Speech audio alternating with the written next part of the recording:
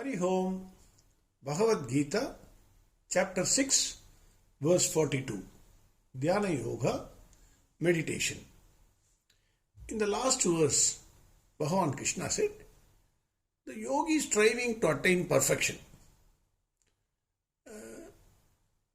Ubhaya Vibhrishtaha, that is the one who has fallen. He is trying to attain perfection, he has fallen. He is not enjoying the worldly pleasures, or he is not attaining the perfection also. Whatever be the reason. Bhagavan said, Arjuna, don't worry. He will reach heaven. And after living there for several years, he will again be born in this world, in a well-cultured, prosperous and dynamic family. He will continue his journey from there. So not to worry, nothing is lost. Bhagavan continues, verse 42. Atava yoginam kule bhavati dhimatam yedatti durlabhadaram loke janma yadidrisham. Bhagavan says, Atava, or else. Earlier he said that person will be born in a highly cultured family, rich family, prosperous family, decent family, and then he will enjoy the pleasures also because his mind has fallen for sense pleasures. So he has to enjoy that. He has to exhaust that vasanas. So he will be born there. He will enjoy the sense pleasures. But suddenly he will pick up the thread from where he left and then continue his march towards perfection. In verse 41. Now Bhagavan says, suppose somebody is really diligently, he is not falling for sense pleasures. But death is not in anybody's control. Any time, any day, any moment, for anybody. You can't predict death. So suddenly if that person trying to achieve perfection dies, let us assume that he dies. Then what happens to that kind of a person? Bhagavan says, not to worry. This person will be born in a family of erudite scholar with full of wisdom. Dhimatam, Bhagavan says in the first line, Atava yoginam eva kule bhavati dhimatam. Dhimatam, erudite scholar with full of wisdom. In that family he will be born. Then Bhagavan says, in the same breath Bhagavan says, but this birth is very rare indeed. He says, Edatti durlabhadaram. Durlabhadaram. It is very difficult. Durlabham. Very, very difficult indeed. And very difficult to obtain this janma. So that number of people will be very less.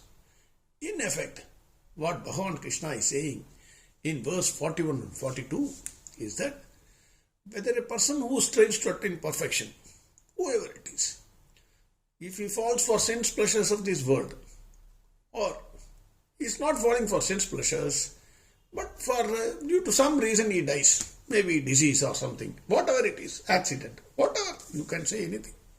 Death, there is no reason for death. Any time, anybody, any moment, anybody can be taken away by Lord Yama. So then what will happen to the person? Both of them will pick up the thread from where they left. From the next birth. In the next birth they will take it. Either he will be born in the family of rich people, having family values, decent family, highly decent family, and from there he will pick up the thread. Or he will be born in a family of erudite scholars, with full of wisdom. Then he will be born in that family, and then he will pick up the thread from there. So Bhagavan says, in both the situations, nothing is lost. So, this thing, according to Bhagavan, is next birth also is in your hands. It is not Bhagavan puts a dice and says, okay, you go into this family, you go into this family, you go into this family. Nothing. He says, it is by your choice and not by chance. There is no chance. What you do, you try to continue to do in the next birth. You will start the journey from there. For example, in the material world you take, tomorrow is based on your today's work. What you do today will decide your tomorrow. Similarly, in the next birth, you will continue the journey. Bhagavan answered the Arjuna's question without any doubt. He says, that person, the Ubhaya Vibrashtaha, the person who has fallen, he will not become a rent cloud. Bhagavan says a big no. Don't worry. Nothing will happen. He will be born again and he will continue his journey towards perfection. That is what Bhagavan is saying. According to Hindu Shastras, death is only a small incident in life. As already said in the previous verse, in Tamil it is called a Mila Tuil, a wonderful word, a long sleep. Sometimes we sleep for more than 12 hours for some reason, a long sleep. So death is a long sleep. You will get up and then continue your journey in the next birth. This is what Bhagavan said. This is not the first time Bhagavan is saying this. In chapter 2, verse 22, Bhagavan said, Vasamsi jirnani yada vihaya navani grinhadi naroparani tada sharirani vihaya jirnani anyani samyadi navani degi. Already Bhagavan said, what is this? This soul never dies. Like a person throwing away his worn out shirt, old shirt, dirty shirt. He throws it away. He can't wear it. People use it as rag. We always have this. In our families, we never throw it immediately. We throw it as a rag cloth. And then we throw it out. A person will not wear it. So like that, the soul also, the Atma also throws this body, the worn out body, and takes a new birth. So nothing is lost. But the subtle mind, whatever is stored in that subtle mind, it will continue its journey. So already, this is not the first time Bhagavan is saying. It has already been said in the chapter 2, verse 22. Life is nothing but a continuous journey. From the past to the present and from the present to the future. If you don't believe this, how can you explain? Adi Shankara wrote at the age of 8 commentary on Brahma Sutra and Upanishads. How can you say this? How can you explain this? At the age of 8. Adi Shankara is not the only example. There are many people. There are musicians. Buddha, Swami Vivekananda, Kanchi Paramacharya, Swami Chinmayananda, Swami Dayananda Saraswati, Swami Prabhupada. I can quote a number of examples like this. How can you explain these people? How did they get this much knowledge? From where they got it? We are trying to understand one verse per day. That is also, it seems to be extremely difficult.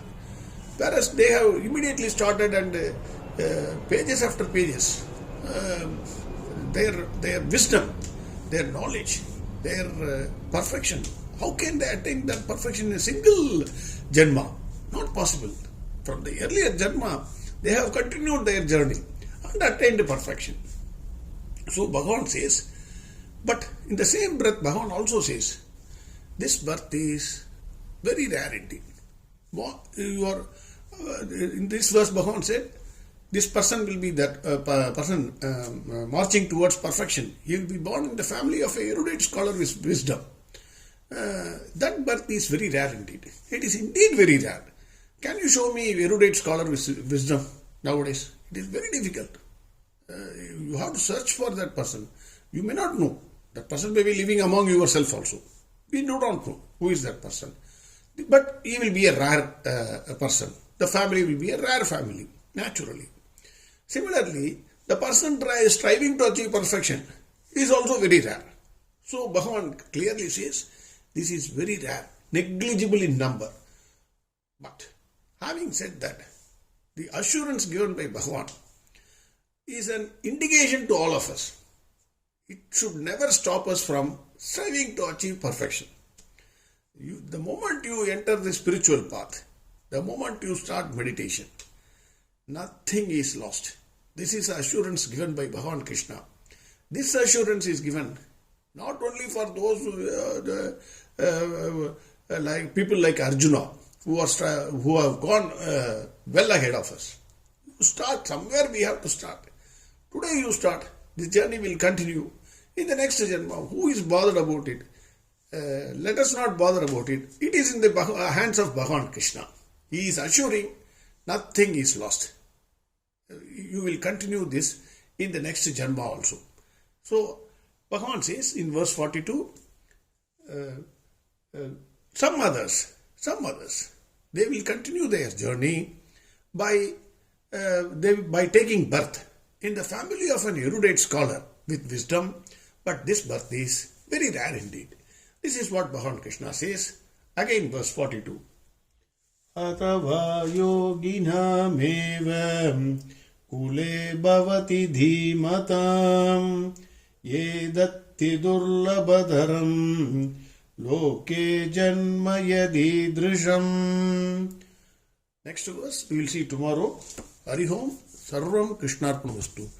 Narayana Narayana Narayana Narayana Narayana Narayana Narayana Narayana Narayana Narayana Narayana Narayana Narayana Narayana Narayana Narayana Narayana Narayana